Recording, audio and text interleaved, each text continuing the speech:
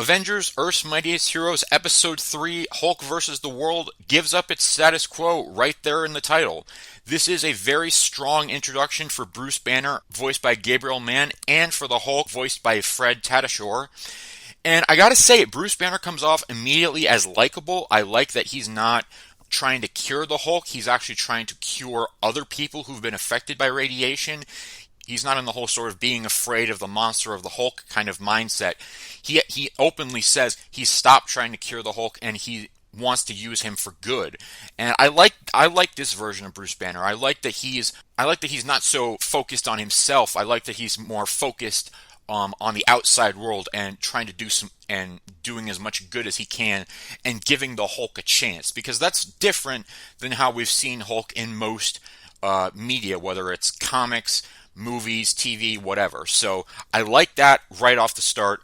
I will say that the Hulk action in this episode, there's two big action, well, actually no, there's three big action sequences. Hulk versus Absorbing Man, Hulk versus the Hulkbuster unit and Ross, and Hulk versus Hawkeye and Black Widow. My favorite of them was probably Hulk versus Hawkeye and Black Widow, and it was mainly because we got to be introduced to those two characters. Hawkeye, voiced by Chris Cox, and Black Widow, voiced by Vanessa Marshall. I think, for me, Hawkeye is probably the breakout character of this entire series for me. This is the show that made me a Hawkeye fan, more than the MCU, more than the comics. And Chris Cox does a fantastic voice for him in this episode. He's immediately charming, he's immediately funny, and you just want to see more of him, and that, for me, was a great introduction to Hawkeye.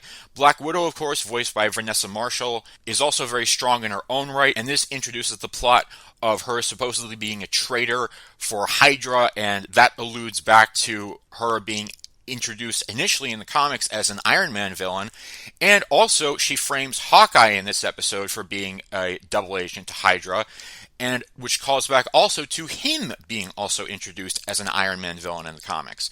So there's a lot of comic references going on with those two as well. Overall, I think Hulk, Bruce Banner, Hawkeye, and Black Widow all had very strong openings in this episode, and it's got me excited to see where the characters go next.